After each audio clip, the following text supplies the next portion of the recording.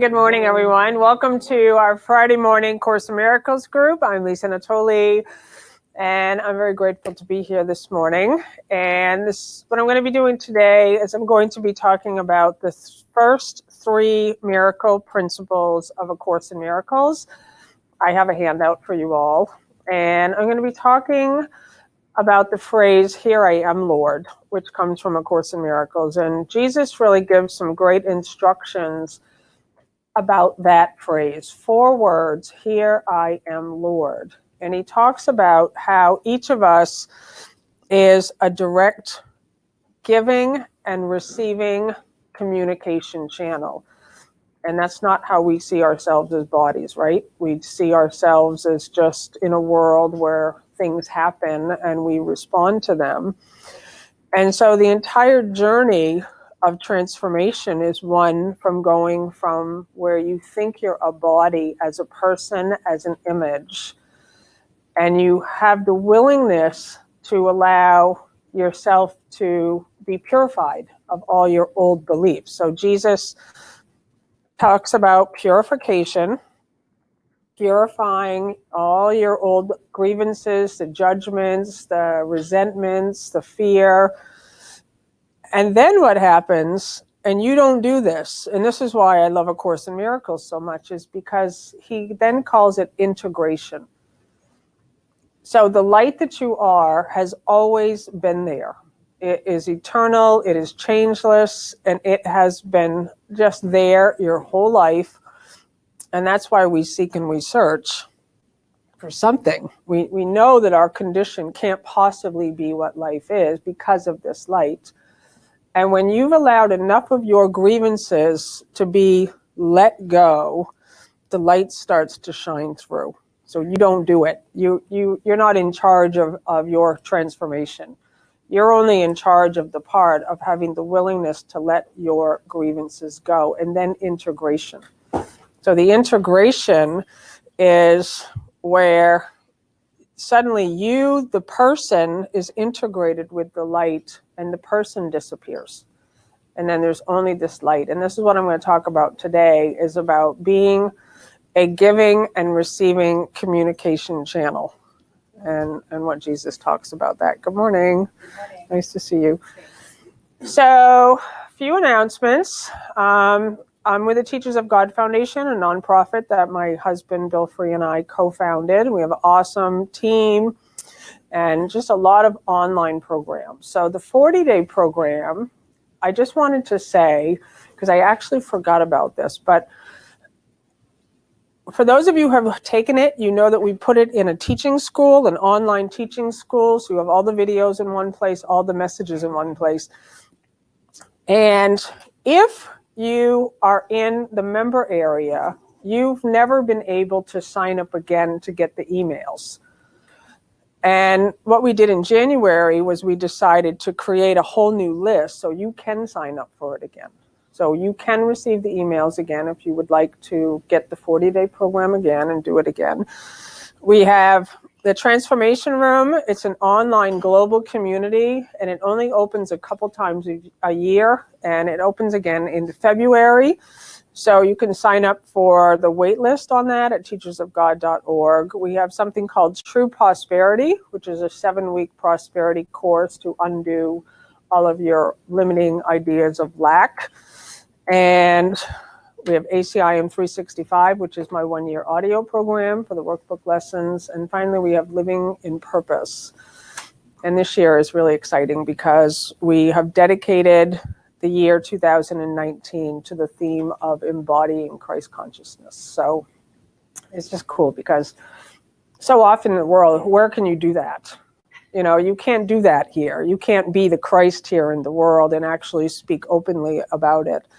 So it's fun to have a group where we're all saying, this is what I am, and I'm willing to see with Christ's vision, and it's amazing. So I don't know what other announcements I have. I have a Mexico retreat at the end of February, and many people in this room are going, and that's based on the Healing Cure. So that's the other thing. I have an online program called The Healing Cure. It's an 8-week program for true healing. And for anyone who comes to Mexico, you receive the Healing Cure as part of the package to come. And Boston, who's coming? That's awesome. So the Boston conference is this May. I heard we have 2 cancellations, so we have 2 more tickets. No, we sold them. We sold them. We have no tickets. But people do cancel from here until May because things happen. So if anybody does want to come, just make sure you tell us and we'll put you on a wait list. What I want to say about that is because this is where we're all from, and a lot of people are coming from around the world to be here, is we want to organize some things for those people that come in early and leave late. I'm suggesting everyone get to Boston on Thursday. Jennifer Hadley speaks on Thursday afternoon for 3 hours. It's part of the conference. Sunday, Bill and I are teaching a 3-hour workshop, which is also part of the conference. Monday, the Boston Red Sox are playing. So Tony Ponticello and the Community Miracle Center has organized special price tickets, and you can order them now as part of a group rate. They're $120 per ticket. As we know, they won the World Series last year, so that's going to be an exciting game. So that's on Monday, and I'm suggesting everyone fly home who's not in this area on Tuesday morning. And a bunch of people are coming from Australia. So for those of you in the area, I'm going to organize something in Portsmouth. I don't know what, but I'm telling everybody if they want to come up to that area. And if anybody wants to hang out with the people coming, either before or after, just let me know, because people are like, oh my God, I love the Friday group. I want to come meet you all. And we bought tickets for the game. We bought tickets for what? We bought tickets to the Boston. Yeah, we're going, definitely. Yep. And also Vicky Thomas is having her party on that. They can't hear him. Okay, so Vicky is still having a party. Okay, so Vicky's having Thomas is having a party on Monday. Are you sure? Party. Are you sure? Because that's gonna. That's in May. In May? A pool party? Okay. Yeah, she opens it in May and it's heated. Yeah, she opens it. There's a lot of conversation going on. People online can't hear. Okay. Anyways, come to Boston. We love you. So now is the time for meet and greet. So if you all can rise and meet each other in love. And then you're next. I need to find, where's the...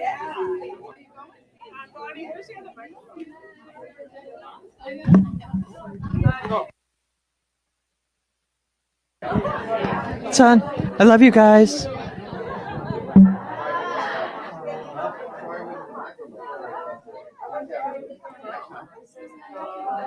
Good morning. How are you?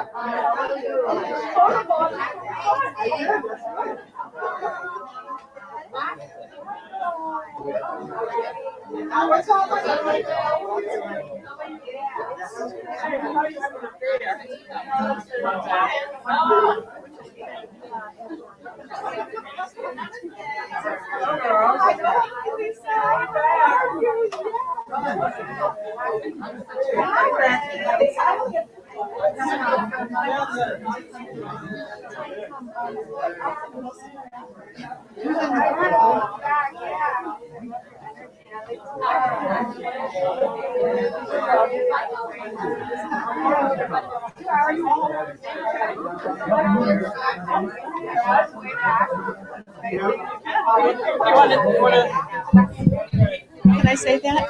Okay, and Susan too. Hi, Sean Marie and Susan. We love you. Love you guys. Nice to see you. Bye.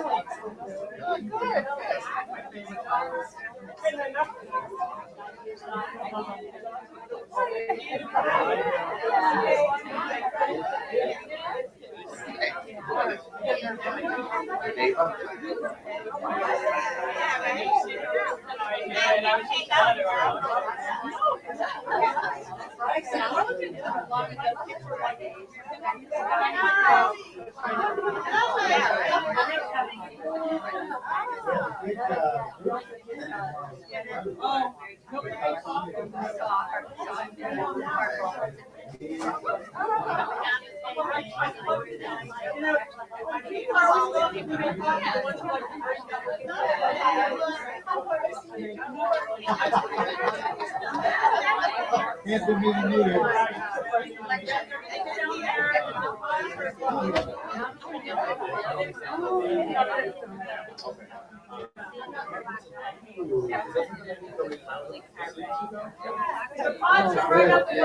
Tomorrow's gonna be great too. Yes. 650 people. So just to mention that the group is filling up for the Cameo also. So two things. Stop talking over and on.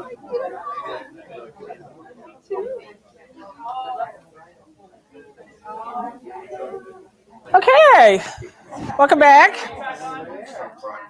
So I do have a couple more announcements. I'm the land of announcements today. So Bill Free is doing a live webinar tomorrow morning with Kimberly Cartwright, Arthur Gay, and Amy Torres on A Course in Miracles and Non-Duality. So that's from 9:30 to 11:30. You can go to billfree.com and sign up for that.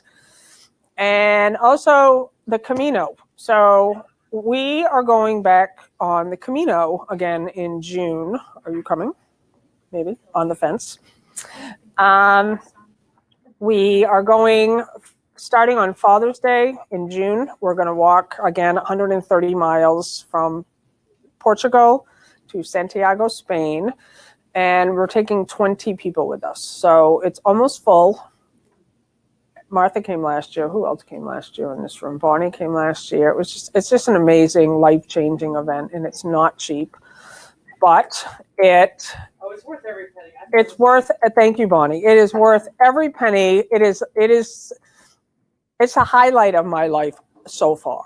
Like it's just unbelievable because you get to go out in nature and really just open yourself up to just whatever happens during the day. And the cost includes all the hotels. So it's great, and your luggage gets to be transported if you want. So that's another nice, I call it luxury Camino. But if you want to carry your bag, you can do that also. So I just posted your website so that people can find out more about it online. Oh, good. Thank you. So Bill just posted my website on the chat board, so you can see that. So now I'm excited to introduce a new face for Cafe Gratitude. Michael, come on up. And here's this. Is it on? Yeah. Michael, what's your last name? Mooney. That's Mooney. Michael? I stand in the presence. January 11th. If we are not responsible for the thoughts that pass our doors, we are at least responsible for those we admit and entertain. With whom could you be more generous? Is the question it poses at the bottom. For myself, I can be more generous with myself. I have recently fallen off the beam, so to speak. In October, I made a couple of really big life changes. One of them was leaving a full-time job that I've had, working in the restaurant world. I go to school for chaplaincy up in Maine. I go to Chaplaincy Institute of Maine, and my partner offered me to not work full-time and to really put my focus in my studies, which sounded really good on paper. And then when I had a whole bunch of time to think, really wasn't so great. I mean, it was good in hindsight. Now that I am back on the beam for about a week, in hindsight, it was a good thing because a lot of my old story came up and I got sucked into it for a little while.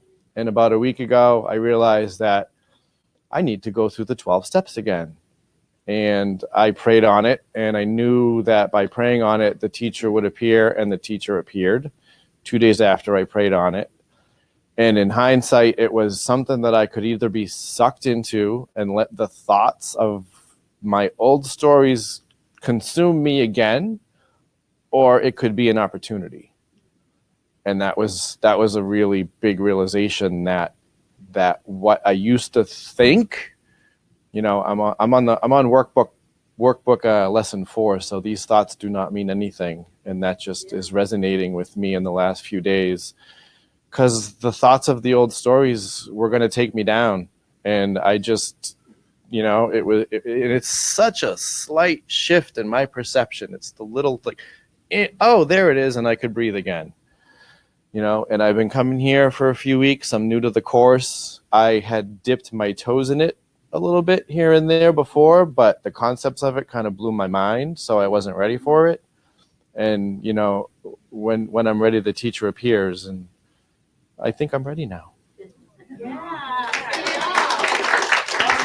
I am ready now. I am ready now. Thank you. Thank you so much. I'm actually marveling at the perfection that I asked you, Michael, to read today's lesson, because what you just expressed was everything that I wanted to share today. So where's that book? So today what I'm going to be doing is I have a handout, and we're going to be looking at the first 3 miracle principles from A Course in Miracles. And these first 3 lessons Jesus gives to Helen Schucman in the 1960s. And the very first thing Helen heard, she'd been having very vivid dreams for some time, coming up to this message beginning to come through her. And she made a bunch of decisions during that time period that she would begin to show up in a new way in her work environment, and they called it a new approach. She joined with Bill Thetford. That was the first thing. And the second decision she made was, and she was beginning to have she described them as unusual abilities. So she began to notice she had psychic abilities. And she was starting to feel very proud about them. She was bragging about them. And she had the realization that these abilities were only to be used for God to help others. And she said, I made a decision. Kimberly Cartwright says she made a friggin' decision to use her abilities only for God to help others. That's very specific, right? And then she heard, you will see miracles through your hands, through me. And she later identified that voice as Jesus. And those are the first words that came through A Course in Miracles. And then he gave her the 3 first miracle principles, which I'm going to hand out in a moment. And he says, please read these 3 principles as often as you can today, as if there's going to be a quiz tonight. And I love that. And he said, and this isn't to frighten you. This is to introduce structure. Your mind is undisciplined. And I love, Michael, what you shared, because it says, if we are not responsible for the thoughts that pass our doors, we are at least responsible for those we admit and entertain. And I am, what's number 4? These thoughts do not mean anything. Workbook lesson number 4 from A Course in Miracles. So what's been happening for me over the last couple of months, and I've just been in a space of absolute trust. And those of you who know me, I have had an idea that I was going to one day teach people how to heal. Well, I don't know how to heal. So I've been reading every possible thing I can on healing. You name any healer in the last 200 years, and I'm sure I've read them. And I've not just read them. I mean, I have studied them as if I was in some sort of a doctorate degree. And writing notes. So I have 10 years worth of notebooks and journals of how we heal. Using our thoughts create our reality. The world you think you see is an effect of your thinking. I mean, all the books that are in the self-help sections right now, they all say the same things, that you caused your illness. Well, I'm going to tell you that wasn't sitting with me. I don't know. I was reading it everywhere. I was like, you caused your illness. You're responsible for what you see in your life. And so I kept kind of going, all right, well, the thought's there, but it's not matching up with what I'm reading. And at a certain point, you just have to trust in that voice. And that's what I want to talk about today. And I just burned those journals. I told everybody I'm launching an online program called The Healing Cure, and I had all the notes ready to roll, and but it wasn't sitting with me, right? And people are waiting for it. When's it coming? I felt like I had promised something, and now I'm not delivering, and I'm feeling like my image is now being dismantled because I've said something and I'm not honoring it. I still had to trust in it. I still had to trust in that voice. And I one day said to my husband, Bill, I just got to burn these journals. And we made this big bonfire out in the backyard, and I burned them all. And I felt so happy. I just was like, okay, maybe there's not going to be an online program for healing. Maybe it was just, and of course, maybe it was just for me. So I'm like, okay, maybe I don't do that anymore. And what kept coming to me was that we are now entering into a new phase. The world is. Mark my words, self-help is going away. Those books that tell you to improve yourself, they are going to be like a dinosaur. And another word that's going to disappear from the scene, transformation. That word is not going to exist anymore because your thoughts do create your reality, but do you know where they create your reality? Where your image is. That's the only place. They do not create your reality in truth. So you can stay trying to have more positive thoughts. And this is all anybody does in transformation. They try to identify their negative thoughts and their bad thoughts because we think I'm thinking this thought and now it's going to create a bad experience. And what the mind does is it finds the bad experience and it thinks, oh, I caused that. How did I cause that? Now we go on a witch hunt to the past to try to find out where in our childhood, where did I not take responsibility? And then what the mind wants you to do is to double up your efforts and be more disciplined. Like you're still sick because you haven't done the workbook lessons right. You just need to do them again. You need to work harder. You need to be more disciplined and more connected. And the other big one too is that you think you haven't forgiven everybody. That's a big one too. So you think, well, I'm still having problems because I'm still holding grievances. That's just the mind. It's just the mind at work. And what has been coming to me over the last couple of months is that whole thing of positive thinking is completely false. It's only true in the illusion. That's the only place it's true. But the reason why you don't feel totally at peace is because you're still off your center in the illusion. Now, maybe having a better dream and a better experience, but let's admit it. Anybody who does the positive thinking thing, let's admit it, there's still fear there, right? You still fall off the mark. I loved everything you expressed, Michael, because you just talked for all of us. You just told all of our stories. And one of the things that's been coming to me is that your thoughts don't mean anything. That's it. Like last night, I'm in the bathtub because I spent a lot of time there, and I was thinking about. Very clean. I'm very clean, and I was. And then I take a shower in the morning too, guys.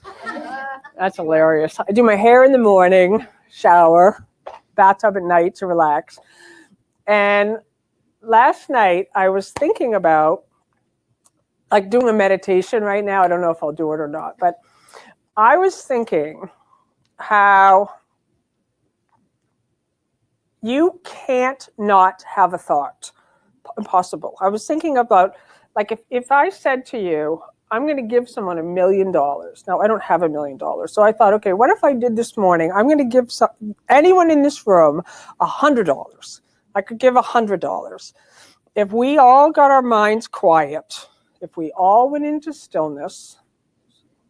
So, okay, let's just do it. I'm going to give someone $100. Okay. And this is the game. So we're going to get quiet.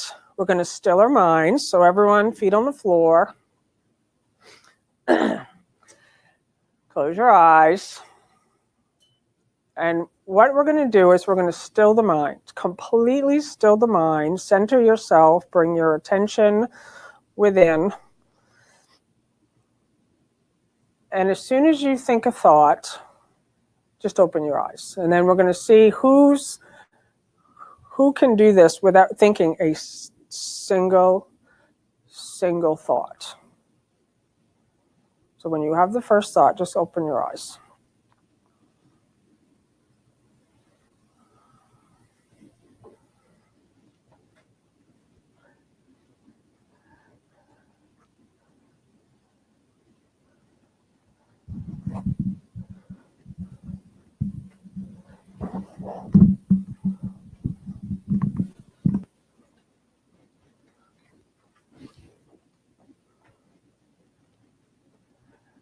Okay. Your eyes were closed the longest. You didn't have a single thought. Oh. You were repeating. You had a thought. Yeah. Okay. Very good. You don't get $100. Okay. There's just nothing wrong with that. But what I wanted to demonstrate is that you think you can control your thoughts, and you think that there is a thinker who is having the thoughts, and you think you're having negative thoughts, and you think that you can choose positive thoughts. I want to tell you that the thoughts just arise. They're just there. But then what the image does, the image maker grabs the thought that's just there and then says, my thought. That's why my thoughts don't mean anything. It's not your thought. But we think I'm bad, I'm good, I'm holy, I'm charitable, I'm evil, I make mistakes. But the thought is just there. And what happens in transformation is we, the image maker, have decided that there is a condition that is the way we want to be all the time. Like we want to be happy, and we want money flowing in, and everybody loves us, and we love everyone, and we have perfect, vibrant health, and what else? Our kids love us, our pets love us, the car's always working, what else? People bring you food that you love all the time. Like I could, right? Like there's this idea in our minds of some goal we're striving for. And when the picture doesn't match up with that goal that we have in mind, we think, the image maker thinks, I'm not there yet. Like I still have grievances. So it would really be like we all accept the seasons, right? We don't just think, well, I remember that day in last June when it was perfect weather. It was blue skies, it wasn't too hot, it wasn't too cold, there was a cool breeze. I want every day to be like that day. And we don't ever think like, well, that's how it should be, but that's what we do in our lives. And true healing is where you recognize the perfection of every single thing that is happening to you right now, the total grace. Because in the middle of all of those thoughts, I love that you said, Michael, and then I started thinking about it. You were happy when you were listening to the guidance to leave the job, but then the image maker gets in there and starts thinking. You, the self that God created, does not think. You don't think. You're pure light. You're everywhere. You're everyone. You're pure light. Pure light doesn't think. But the image maker thinks. And then you said, that's when the problem started. That's when the problem starts. We think, I shouldn't have these symptoms. That person shouldn't act that way. I shouldn't act this way. Now the image maker is involved. I have this friend, her name's Rosalind. Rosalind, if you're watching, I love you. And she communicates with angels, and she's an angel herself. And she's been writing to me a lot lately, and she's taken the healing cure, and she's loving it, and she's giving just kind of some things that the angels are saying to her about me, and I'm totally open to it, and I love it. And she said, I love the healing cure. And she said, you have an assignment after the healing cure. The angels tell me you have an assignment after the healing cure. And the personality, Lisa, might not like it. And I laugh my head off because I don't know what that means. But if you cannot care about your image, you are free. Completely and utterly free. Who cares if you have cancer? Who cares if you have a tumor? Who cares if your car breaks down? Who cares if you don't have any money? Who? The image. That's it. Only the image. Now, if you could just be totally still. This is why I love Bill's teachings. And the word awareness is the word that is going to begin replacing all the self-help books. It's the non-duality teachings that are going to begin filling the bookshelves now. And you're not going to need transformation anymore. Transformation from what? Who needs transformation? Only the image. You don't need transformation, the light. You're whole and perfect. You're totally healed. Completely, utterly healed. And then, what? There you go. Yeah, exactly. I'll be giving you the mic in a sec, Shirley. Because you are whole and perfect, completely eternal, completely free. And then a thought arises, no, I'm not. No, I'm not. I'm in pain.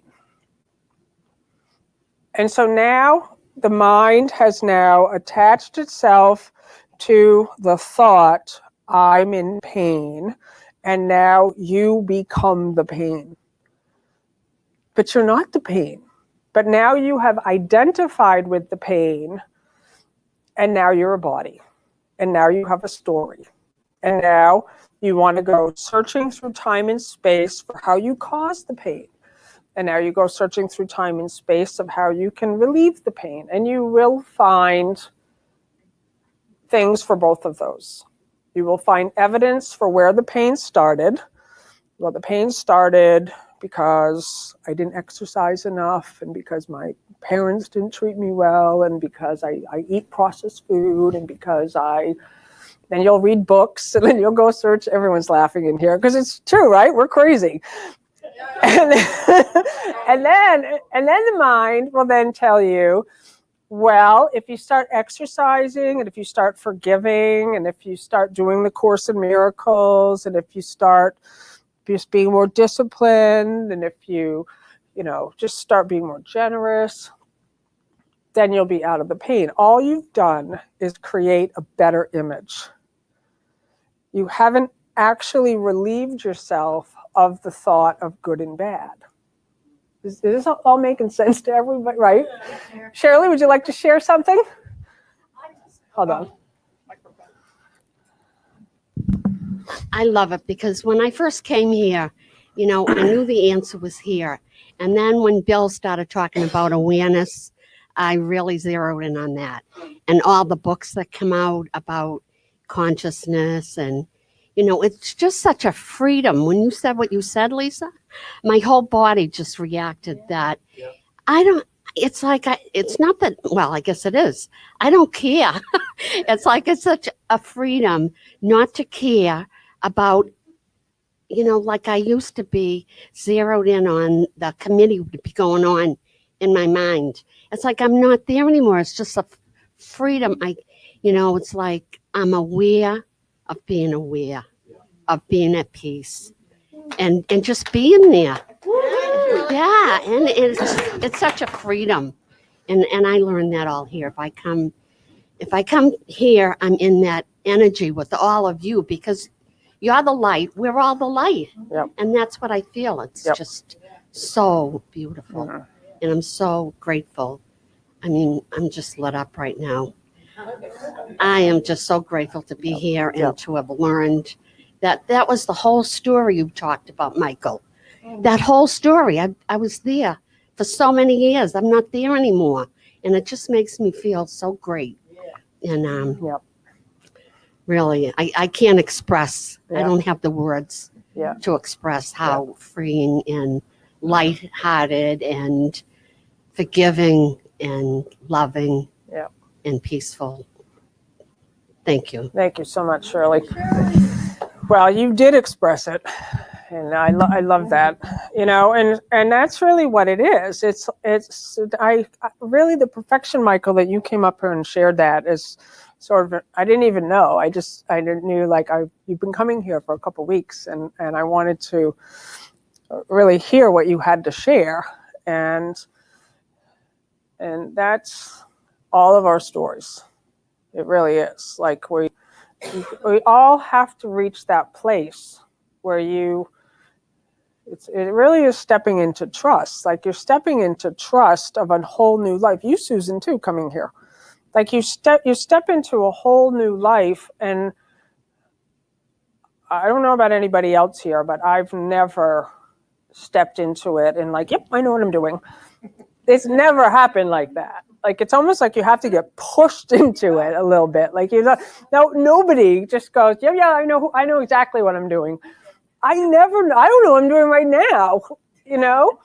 But you have a willingness to just show up and be available to join, and it's just incredible. So that's what's been coming to me lately, and I want to pass this out. This is This comes out of the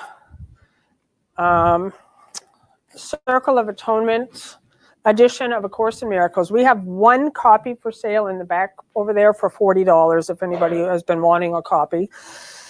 And for those of you online, I'm just going to read it. These are the first. It comes directly out of the Circle of Atonement, Course in Miracles. And I have permission from the Circle of Atonement to use the material, so I'm very grateful to Robert Perry and just everyone on that team. It took 10 years of dedication to this project to go through Helen Schucman's original shorthand notes and put it all back in the original form that it came through Helen Schucman. And what they found was that there had been a tremendous amount of editing and things taken out of the Course in Miracles. And I also just want to say my absolute tremendous gratitude for the Foundation for Inner Peace for 50 years of devotion and love. And I'm in communication with Bob Rosenthal. He's the co-president of the Foundation for Inner Peace. And there's been some tremendous changes over there in the last couple of years with Bob Rosenthal and Tamara, what's her last name? Morgan, becoming co-presidents of the Foundation for Inner Peace. It's like, I got to meet them last year at the conference in San Francisco. and spend some time with them. And what I said to them was, I always felt that the Foundation for Inner Peace was like a fortress. Like you couldn't get in there. Like you couldn't, Ken Wapnick and those guys, like it was like, you couldn't get past the wall. And it was everything was very strict, and everything was copyrighted, and Bob and Tamara come in, and they came in kicking also. Like they told their stories that they didn't want to take over that position of co-president. But they decided to join together, just as Helen and Bill did. And it's like some new life has suddenly arrived on the scene. And to me, that's the consciousness of what is happening in the world right now. So even them, that's why, like, even though I like this book the best now, for those who are studying the course, I know that the Foundation for Inner Peace we're all going together. We don't just leave one organization behind or one, like this really is a journey that we take together. And like this, one of the things that I'm always just wanting to express is to give your money and help with donations. And this is what I tell people. It's like, since I've moved over to this book, I'm always like, give to the Foundation for Inner Peace your donation dollars, because they're a nonprofit organization and they are responsible for 50 years of getting this material out into the world and translated into almost maybe every language. Like so I just want to put that out there, is that it's not like we're choosing favorites, but recognizing that if we don't support every brother as ourselves, we're leaving ourselves behind. But this is an extraordinary gift to me, to find every single word that came into Helen's mind that went onto her shorthand notes in book form now. And there are things in here that they didn't think belonged in A Course in Miracles, because they were these instructions to Helen and Bill as they were learning how to listen to the voice. So when the book got edited, they thought, well, that was only for Helen and Bill. In my mind, that's my instruction that I need for me as I'm learning how to listen and to be a receiving channel. Like Jesus is telling them, you hate each other. I need to hear that. Like I hate myself and I hate everyone. Like that was my condition. And I was covering it up with a good girl image and a spiritual image. I'm so kind. I'm so generous. I'm so good. I'm so holy. But filled with hatred, filled with grievances. So when I read the early stories about Helen and Bill's relationships, it's helpful to me. So for those of you online, it comes out of this book. I just took it straight out of chapter 1. And I just want to go through it. It says, so this is Jesus coming through Helen, and this is to all of us. This is our instruction. You will see miracles through your hands through me. I want you to look at your hands. You will see miracles through those hands, through the Christ in you. This is the integration. This is what's happening now. We're allowing ourselves to be purified of our old thought system, which included good and bad thoughts. None of them are real. And allowing the image to go. Really say, I don't care about the image anymore. I want only to know who I am. So there's 50 miracle principles in the book. I'm only using the first 3 because he makes a big emphasis here. It says the first principle of miracles is that there is no order of difficulty among them. One is not harder or bigger than anything. They are all the same. Number 2, miracles in themselves do not matter. They are quite unimportant. I know, it's funny. Number 3, miracles occur naturally as expressions of love.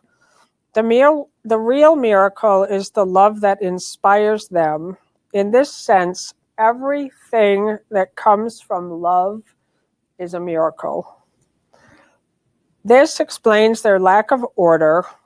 All expressions of love are maximal. This also explains why miracles in themselves do not matter. The only thing that matters is their source, and this is far beyond human evaluation. And in the Course in Miracle book, Robert Perry puts in the footnotes on the bottom about this word source. The only thing that matters is their source, and this is far beyond human evaluation. And he wrote, based on the context, the source of miracles is love, since they are expressions of love. However, Helen originally spelled source with a capital S, and if that spelling reflects the intended meaning, the source would most likely be God. If so, source here refers both to God and love, or to God as love. So the only thing that matters is their source, and this is far beyond human evaluation. So the only thing that matters is love. Where's your problem now? Right? The only thing that matters is God. Miracles are unimportant. Where is it? Miracles in themselves do not matter. They are quite unimportant. But to the image maker, miracles are extremely important. I want to see sickness healed and pain removed and sorrow dissolved and money in my bank account. But miracles in themselves do not matter. They are quite unimportant. Now, the reason I wanted to do this today is because of what he says next in here. And this is what I'm asking all of you to do, is to take this home or to go to your Course in Miracle book and really bring those first 3 miracle lessons in. Please read these 3 principles as often as you can today, as if there were going to be a quiz this evening. Do you guys remember what it was like being in school and you had to learn something because there might be a pop quiz? Do you remember? Yeah. You would just keep repeating it to yourself, because back then, you don't get to take notes. Like a lot of now, the tests are open book, or you can use your internet. Like the way they test now is different than when I was in school. But back then, it was closed book. You had to know the material without the book. And that's what this is to me. Like, to study this. The first principle of miracle is that there's no order of difficulty of miracles among them. What is not harder or bigger than anything? They are all the same. So the image maker makes distinctions. Even I do it still. Like with the healing cure, when I was looking at stories that I could use for healing, I was still looking at physical healings. I was looking at spontaneous healings, and I was like, she healed a tumor. That's a big one. Instead of this one where somebody just found the peace of God, it's like, oh, that's not that big. That's huge. Like, they're all the same, not bigger or harder. They are all the same. So it says, this is merely to introduce structure if it is needed. It is not to frighten you. Do not feel guilty if you are doubting these principles. Just reread them, and their truth will come to you. I love that. Just reread them, and their truth will come to you. My strength will support you. So that's the Christ in you. Christ in you will support you. And now you're having a willingness to join with that light, which is your holiness. So don't worry and leave the rest to me. So now, to me, this really is you in the acknowledgement that you're really not alone. Is there anybody here that feels like they're alone? And be honest. And so, yep. And to me, I prefer honesty over like, oh, never feel alone. I feel alone. But what I know is that in my moments of aloneness, I have simply forgotten everything. I just got off track. And in the stillness, now we have practices where I can remember, oh, I'm not alone. And it doesn't mean other people. It means I'm really not alone. God goes with me wherever I go. This light goes with me wherever I go. And this light is a presence. It is a power. It is the healer. It knows where I'm going. It will speak to me. It will direct me.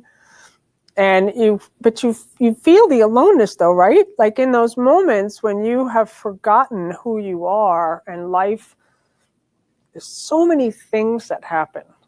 Like Bill and I, we've been watching a lot of Nazi movies, just the stuff that happened back there and horrifying, just killing everybody, just opening doors and killing everybody. And how do you keep your peace in the middle of these horrifying events that just happen? It's like thoughts arising. But what the image maker wants to have us believe is that we can control our thoughts so that those things don't happen anymore. And that's not it. That's not what we're trying to do here. And the movies that are being made about all these Nazi stories, they always focus on the individuals who were standing there as the light in the middle of that horrifying events. And we watched one recently. Who was the guy? It was the guy who was. They said he was responsible for almost all of the killings and working with Hitler like side by side, and then he hid and was living in South America somewhere. What's that guy's name? I forget. He was the head general. Herman Goering. Goering? But it was such a beautiful, I didn't want to watch it at first. Like a part of me, the image maker, wants to just have just positivity. I don't want to watch that stuff. But now it's more like, no, if it's coming to me to just be present and watch it, and the mind immediately has a judgment because it's like that guy ordered people to be killed. But when you keep an open mind and the instructions are, that's my brother whom I love. And if somebody's killing people or being unkind, they don't know who they are. They have forgotten, and I definitely have done that my whole lifetime. So who am I to judge? Like, I've never killed anybody, not in this lifetime, but I'm sure like elsewhere I have. We've all done everything. That's why we can remember it. But I kept an open mind, and it's such a beautiful movie because it shows the humanity of, like, that guy was responsible for the killings of another guy who was there keeping him captive. And to see what happened when they just met in a space and they started to share, like, what happened? Like, what actually happened back there? And the story never happened the way you think it happened. Never. People act out of fear. And so it's I don't even know why I got sidetracked off of that, but it really, to me, is where you're just keeping your mind open to see things in a new way. For me, I just always recognize everyone's doing the best that they can. And it says, all miracles mean life, and God is the giver of life. He will direct you very specifically. Plan ahead is good advice in this world where you should and must control and direct where you have accepted responsibility. But the universal plan is in more appropriate hands. You will know all you need to know. Make no attempts to plan ahead in this respect. And I love what I'm seeing in the Healing Cure program. I have it's not on Facebook, and I made that very deliberate decision. So I have a sort of a community within the Healing Cure where people can post underneath all the different videos and the messages, and I love that because on Facebook the comments just keep scrolling. You know, they could, and the other problem with Facebook is that usually 5 people take over a group, and then other people stand on the sidelines and they're like, well, I'm not getting it like that, but one of the things that I'm liking, that I'm seeing so much in there, is that people are beginning to have a very real experience that they're not doing anything. They're just standing still. And because we think as spiritual seekers that I have to forgive everyone and everything, I have to love everyone, I have to clean up all my messes, I have to... No, you don't. You just have to have the willingness to do that. Only the image maker wants you to do it perfectly. And that's the other thing that's been coming to me lately, is to say, you don't have to forgive everyone and everything, because you'll be trapped here forever. That's all any spiritual seeker does around here. I haven't forgiven everybody. I still haven't forgiven. Like, I still got that other guy. Like, or you'll have a grievance in the moment. But if you just have the willingness, you just say, I have the willingness to not hold on to my grievances. It's not that they don't kind of come again. It's like the thought that was arising in you. Suddenly you're pissed off all of a sudden. But if you don't attach yourself to it, you just let it be as it is. And be okay in pain. Be okay with having grievances. Like, one of the things, like, I'm really found out that you thinking you shouldn't have pain is another judgment. And because now you're in judgment, you can't see what is hidden behind the judgment, which is that you're pure light and there's nothing to forgive. There never was. You're going to be guided, Michael, so perfectly, because you already are. And you just show up. You just take a little step, and then you kind of go, okay, I don't know why I'm going here, but I'm going. And then suddenly it's like everything starts to flow again, and you're in harmony. I love you so much, Shirley. And so I want you to study these principles as if there's going to be a quiz. And then I wanted to put this in here, which is the statement. This is in Cameo number 1. So there's 33 essays in this book of the early stories of Helen Schucman and Bill Thetford. And what Jesus is telling Helen and Bill, the story is that Bill wants to hear the voice the same way Helen hears the voice. So Bill asks Helen to ask Jesus how he can hear the voice better. That's kind of the sequence of how it goes. And in this essay, which is in the first couple of text chapters plus commentary, is Bill, the answer that comes back is that Bill has a tendency to get part of an answer and decide himself when to disconnect. He should ask if that's all. So Jesus is training Helen and Bill, and he's training us to be communication channels. So this part is basically getting us to be still. Just to be still. So you have a question. You have a question. What should I do in this situation? It could be about anything. Just whatever. What should I eat? Where should I go? What do I do in this situation with this person? So you have asked the question, and then he tells them, get still, quiet your mind, and stay there longer than you normally would, is basically what this is saying. So he's saying it's the reason why Bill's not hearing is because he has a tendency to get part of an answer. How many of us do that, right? We get part of an answer and decide himself when to disconnect. He should ask, is that all? So he's giving us the instruction that we all can begin to have as a very quick response whenever you're in the silence, like you did, Laura, last week. That was such a beautiful sharing with your grandbaby.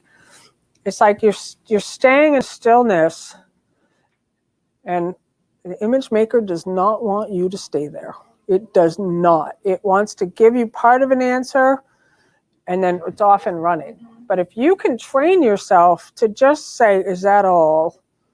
And stay in the silence some more and just receive an entire message. And then Jesus says, this is hilarious, since I don't know when Bill, is going to ring off, I have to be very short and even cryptic. It chops up the messages too much. So Jesus is trying to get through, but he's like, I don't know when Bill's going to ring off. So Jesus is like doing the best he can, but that's not good communication, right? So it says, Bill, doesn't have much real confidence that I will get through. He never just claims his rights. So do you see what I mean about this? It's like, this is for me. I should just claim my rights. I should just have more confidence. He should begin with much more confidence. I'll keep my promises. But you, and now it's like he's speaking to Helen, do not act as if you really expect him to, because the message is coming through to Helen to give to Bill. So now the mind is now, first the message was for Bill, and now it's for Helen. And he's telling Helen, you don't have much confidence in your brother. You don't expect him to hear. So it's amazing. And it's like, I love everybody's sharings last week. It was so good. And Sandy, I love what you said about that. My brother is healed through my seeing his wholeness. Like, that's what Jesus calls charity, where you see through your brother's stories, you see through your brother's limitation, and you put others in a better light than they see themselves, and tell them about it. Like, just blow up their abilities more than they think I'm so stupid. And you go, like, the spirit goes and finds with a spotlight. That's what you do. That's what I do. That's what you do. Exactly.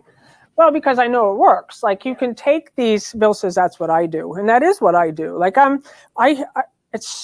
love this work so much, because you can stand with anyone and they can tell you anything. You don't need anyone to change. Nobody needs to change their story. And I'm just standing there listening. And it's like you're connected with your brother. So this is my brother whom I love, connected here, totally centered. And maybe they're saying to me, I'm so fat. And I'm just listening. So it's like, and there's no space between my listening and the action anymore. But it's just so automatic now, where the Christ in me is like telling them something about themselves that's true. They don't leave my brother in hell.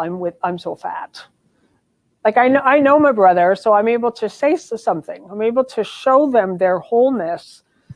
And that's why miracles don't take any time. And that's why miracles don't matter. Because the healing is when I see my brother through their image. And so it says, he's talking about an attitude of asking with confidence, as if claiming a birthright. Did you see, like, all these instructions in here? Like, how many in here ask Jesus with confidence about your problems? Yeah, not many of us. So that's a habit that we can begin, and then listening, like staying in the silence. And then it says, this is funny. He's so funny. It says, there is another kind of related error, which is illustrated by Bill's question about when are you going to call the hospital, it's not right to interfere just to check. It's selfish, but more than that, it makes things too personal, which always implies doubt. So I love that, because only the image maker really wants the specifics of a thing. Well, what about this? And what about this? And when's this going to happen? And it says, he has to learn better concentration. His mind flits about too much for good communication. Suggest a very short phrase like, here I am, Lord. And don't think of anything else. Just pull in your mind slowly from everywhere else and center it on these 4 words. And when I told Bill yesterday that I thought I wanted to talk about Here I Am, Lord, he said, well, make sure, don't forget that you use page 181 in the purple book. And that's what I've put on this sheet of paper for you. And I actually put page 140 first, because when I went to page 181, it referred to 140 first. So page 140 in the text of A Course in Miracles, it says, we, I love the use of the word we, that's what Abraham Hicks does. Like it's the consciousness speaking to you, the beings of light that you are speaking to you. We suggest you concentrate on Here I Am, Lord. Repeat this very short phrase and don't think of anything else. This is what I just read. Just pull in your mind slowly from everywhere else and center it on these words. And then page 181 in the CE edition, Jesus is speaking. When I told you to concentrate on the phrase, here I am, Lord, I did not mean in this world by here. I wanted you to think of yourself as a distinct consciousness capable of direct communication with the creator of that consciousness.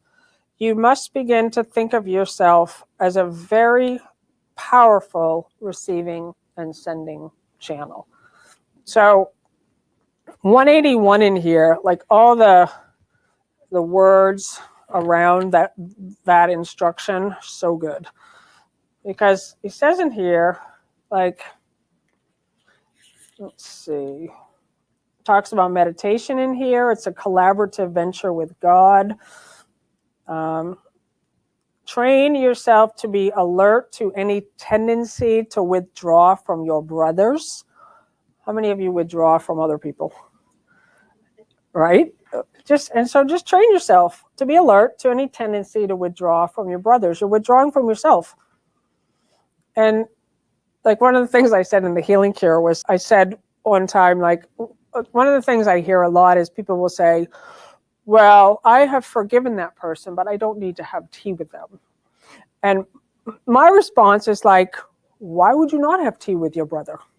Why would you decide you're not having tea with your brother?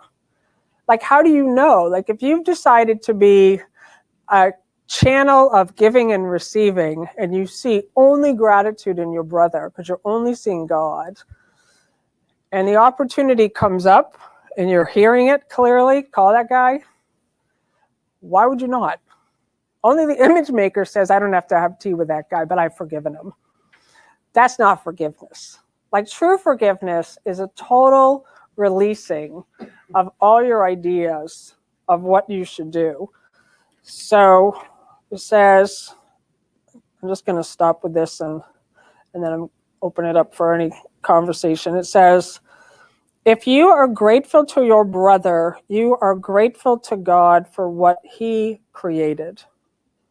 Through your gratitude, you come to know your brother, and one moment of real recognition makes all men your brothers because they are of your Father. Love does not conquer all things, but it does set all things right. Lisa, Amen. online they found the name of that movie was Operation Finale. What was it called? Operation Finale. Okay, so that was the name of the movie. I guess that's for anyone in here. Operation Finale. Again, it's It's a horrific movie. It's, it shows, but that happens, I love you, Michael. I'm not retreating from my brother. No, he knew he had to leave at 11:30. I want to see my mom. Up here. Thank you. Who wanted to share anything? You did. There's a couple of things that I was typing on the chat board while you were talking different things, and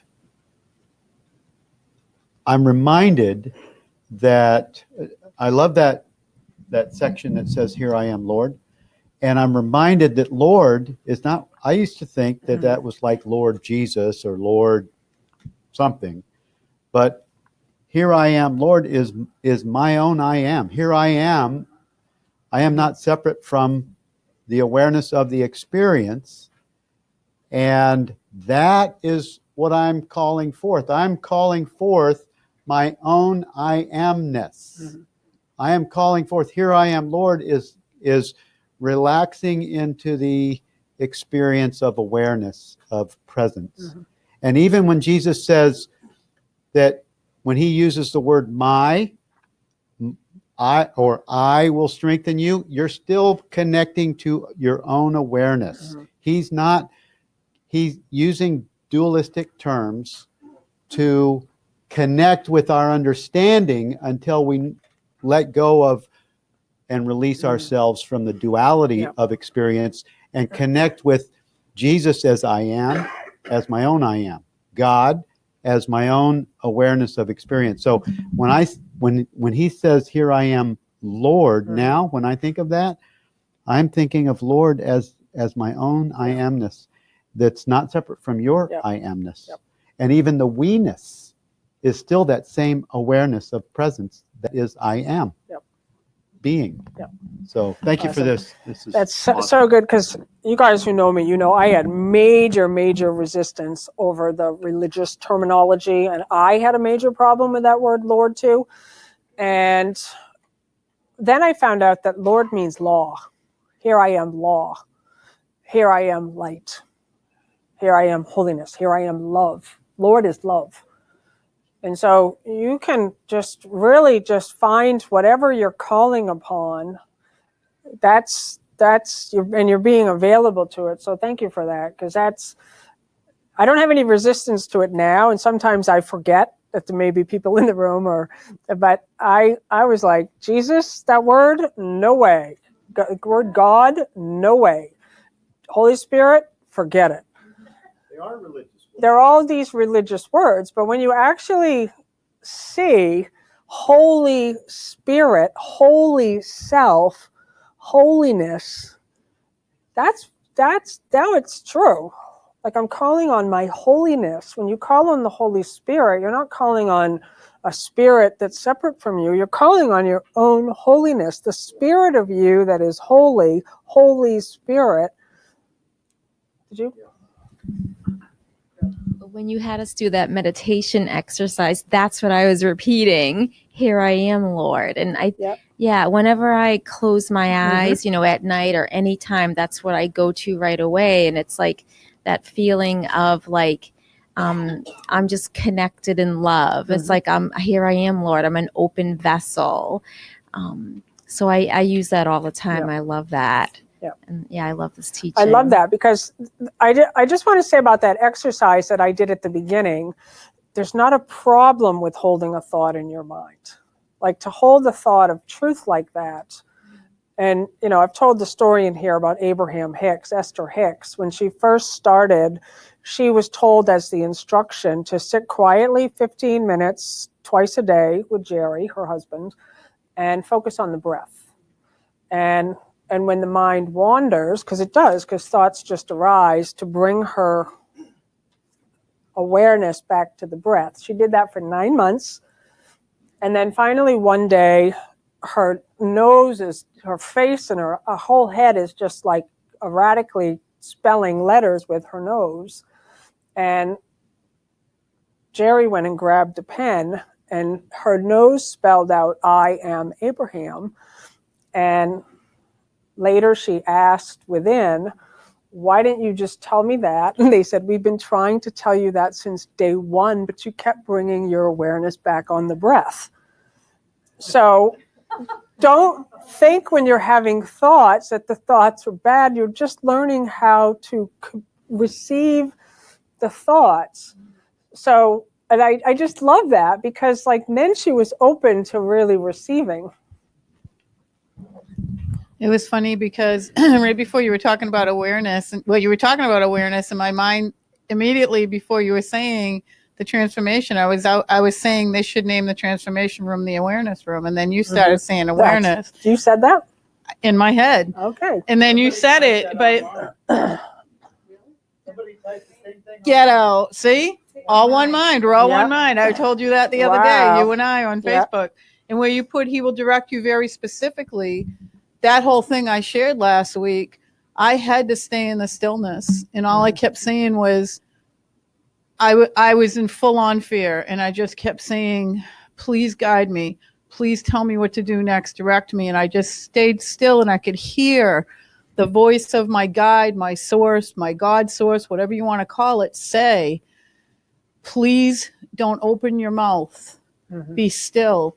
Yeah. God is bigger than this. That's all I kept hearing. God is bigger than this. God is bigger than this. And all I kept hearing is, if you say anything, say God is bigger than this. And I kept rubbing my son and my daughter-in-law's back and going, come on, this is a miracle. God is bigger than this. Yeah. God is bigger than this. Yeah. And that's all I could hear in my mind, because I had to do it for 6 days. I was stuck for 6 days. And the fear would just overwhelm me. Yep. And I'd come back to center and go, help me, please. And I would hear, please be still. Yep. Close your mouth. Wow, so good. And I just kept my mouth shut, which is hard because as a mother and everything, I wanted to just go in and say to the doctors, what are you doing? What's happening? And it works. And that's often the instruction, like to be still. Like with the image thinks, well, I'm here as a miracle worker, and I'm going to go help everybody. And often the instruction I get is the same. Just trust and be still. Know I am.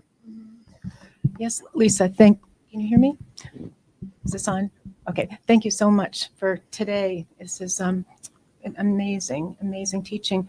I wanted to say the first time for, 40 years or so, I've heard about Here I Am, Lord, through hymns and churches and everything. But Bill was the first person to put his hand on his heart and say, when I came here a few years ago, to say, here I am, Lord. And I go, I get it. Here I am. I'm still, I'm awareness. And I didn't get that till you. So thank you so much, Bill. But also just recently, I was doing some of your work.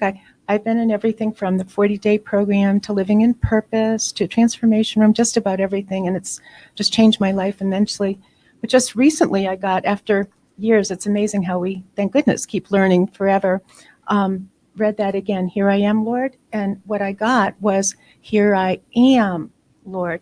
The big, and maybe everybody else has gotten it before me, but here I, capital A-M. Yep. And I go, I am. That's what Lisa's been teaching me and Bill all along. And the first time I got that was in the 40-day program, when you said, don't wait till you lose a certain amount of weight, till you get a degree, till your kids are all great, till your friends are all great, till you're all healthy. It's I am. Yeah. I am right now. Yeah.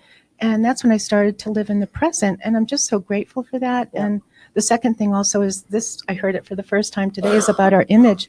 I didn't know it was my image instead of love and God that was saying, I want to be a good mom. This is what a good mom looks like. This is what a good wife looks like. This is what a good course student looks like. Well, Lisa's doing that. She's reading that. Bill's doing that. And it's like, no, this is for me, for my path. I don't need an image as of today. So thank you so much. That's awesome. Thank you, Diane. And that's, because to me, that's it. Here I am. Where, Jesus, I love Jesus says, where two or more are gathered in the midst, here I am. Like you, I am, is in the middle of your pain, problems, difficulties, things falling apart. Your I am perfectly at peace. Completely unaffected by all of the external activity. Your I am is your true identity. That is that is the work. So I thank you. And I see we're out of time. Are we still rolling? We're rolling. We're still rolling. I got this funny message from somebody that said he thinks it's funny that his guide, who he looks to me as his guide, is some chick from the Northeast who used to be a drunk and who seems to spend all her free time in the bathtub. But that's when I was hearing you speak, Diane, like to me, that's what transformation is. Be yourself. Don't be a version of what you think a spiritual person is supposed to look like. Be you as a child again, totally with all your limitations, with all of it, as messy as can be. And you are identifying with the I am in the midst of it. So now it's remember Charlie Brown with what was his name, the messy one, was that Pigpen? Right. It's like he's got this storm all around him everywhere, and he's just wherever he goes, the storm goes with him. But he's in the middle of it, right? And it's just this quiet character. They don't really focus on him, but that's to me what it is. Stop trying to make the external picture change. Only the image maker wants the external to change or for people to be different. You just be the love that you are and walk in it. I love you. Amen. So if you can join me in a closing circle. Hey, Maggie. Do you want to do the prayer? Maggie's in the house. We love Maggie. Where's the mic? Right here. So thank you guys for showing up here. And if anybody would like to support this space that we rent every Friday, it's $100 every week plus the live streaming. You can give a donation. The box is near the door when you walk out. Any amount is totally appreciated. It really does help us. And I love this one so much. So thank you, Maggie. It's going to do our closing prayer. Okay. Hand here. Okay.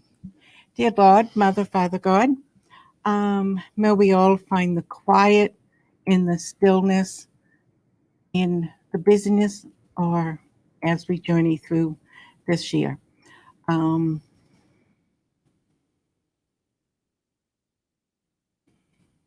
there's no need anymore to have to run after and seek after whatever we think we have to find.